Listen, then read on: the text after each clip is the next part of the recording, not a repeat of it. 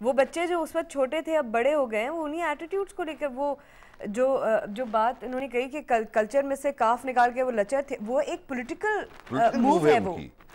वो आपको उस तरफ धकेला गया है, बाकी सारी चीजों को क्यों बैन किया गया? सिर्फ वो रह जाए तो आप वही देखेंगे। गली गली आपको पहुंचाने में हेल्प की गई है, बच्चों से तालीम छीन ली गई है, जो नर्सरीज होती है इन चीजों की। बिल्कुल। अच्छा। लेकिन मैं अब्बास साहब की इस बात से ज़रूर इत्तेफाक करती हूँ कि जो ये लाइक माइंडेड लोग हैं, जैसे आपने भी कहा कि ये और अक्सर लोग ये पूछते हैं क्योंकि ऑब्वियसली इंटरव्यूअर को थोड़ा सा वो चाहिए भी होती है एक्साइटमेंट, लेकिन मैं इंसिस्ट करती हूँ इस बात पे।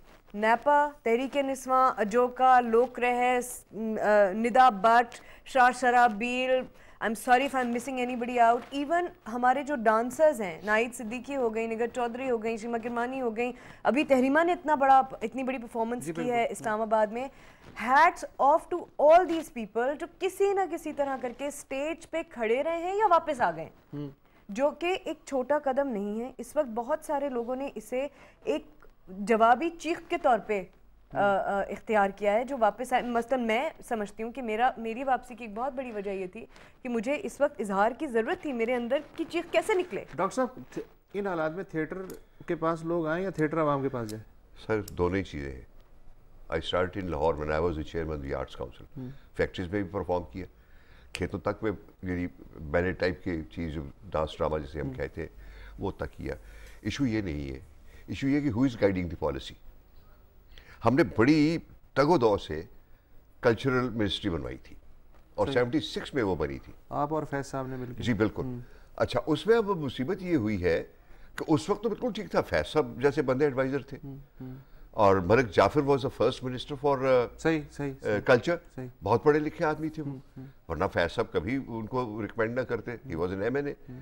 अच्छा, अब ज़िया के दौर से अनफॉर्चुनेटली मामला ये हुआ कि जिस बंदे को पैसे नहीं खाने देने ना, लेकिन झंडा जरूर और मराज जरूर देते। मिनिस्टर है मौलाना अताउर रहमान, जो भी है, जिसको खाने नहीं देना उसको आप मिनिस्टर ऑफ कल्चर लगा दे रहे।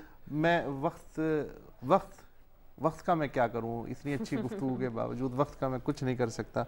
डॉक्टर अनवर सज्जाद, बहुत शुक्रिया आपका। सानिया, आपका बहुत शुक्रिया। और नाजरीन, आप यहीं रहिए, मेहमानों का सिर्फ शुक्रिया अदा कर रहा हूँ।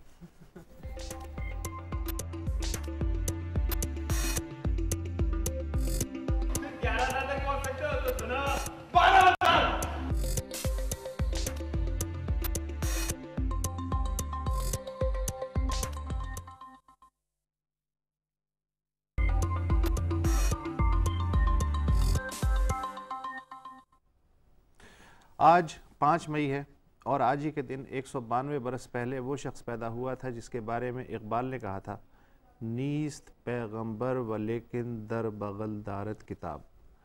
आइए याद करें उस शख्स को, अवैस मंगलवाला की ज़बानी। समाजी मसावात का पैगाम देने वाले कार्ल मार्क्स की विलादत 5 मई 1818 में क्रोएशिया में हुई।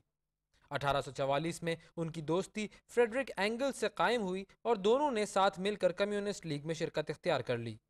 मार्क्स का फलसफा यह था कि सरमायादाराना निज़ाम में मेहनत कशों की मेहनत उन्हीं के खिलाफ इस्तेमाल की जाती है।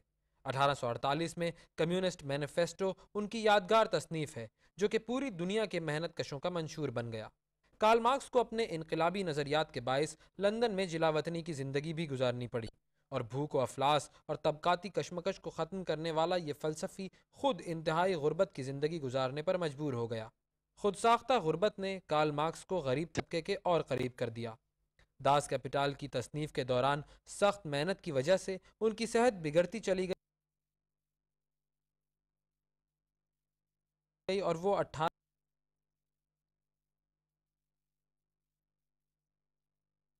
दुनिया में आज़ाद मंडी का निज़ाम और सरमायादारी कार्ल मार्क्स के दिनों से ज़्यादा ताकतवर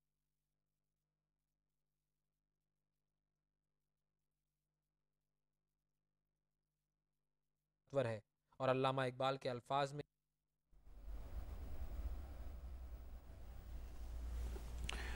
कार्ल मार्क्स।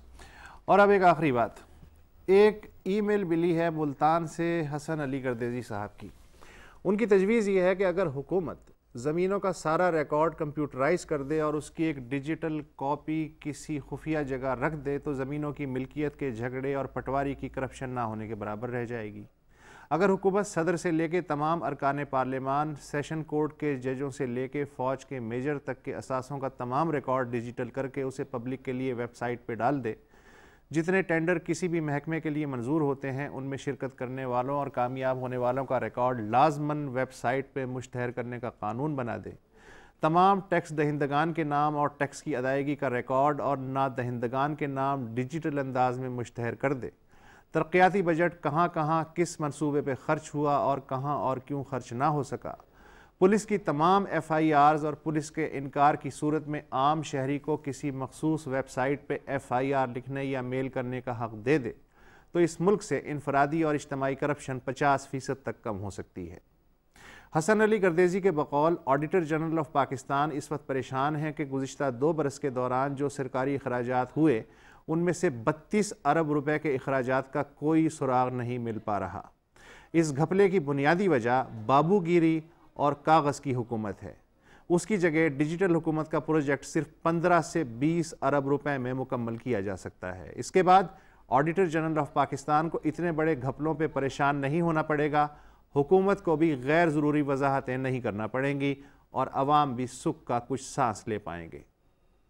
हसन अली गर्देजी साहब, तजवीज़ तो बहुत अच्छी है लेकिन हुकूमत ध्यान दे तब ही ये सब हो सकता है। वैसे गर्देजी साहब, क्या कोई आज तक उस मशीन पे अपनी खुशी से भी बैठा है जिसे झूठ पकड़ने वाली मशीन कहा जाता है? बहरहाल हमें ईमेल करते रहिए bolo@dawnnews.tv पे। फिर मुलाकात ताज़ा कारी के साथ।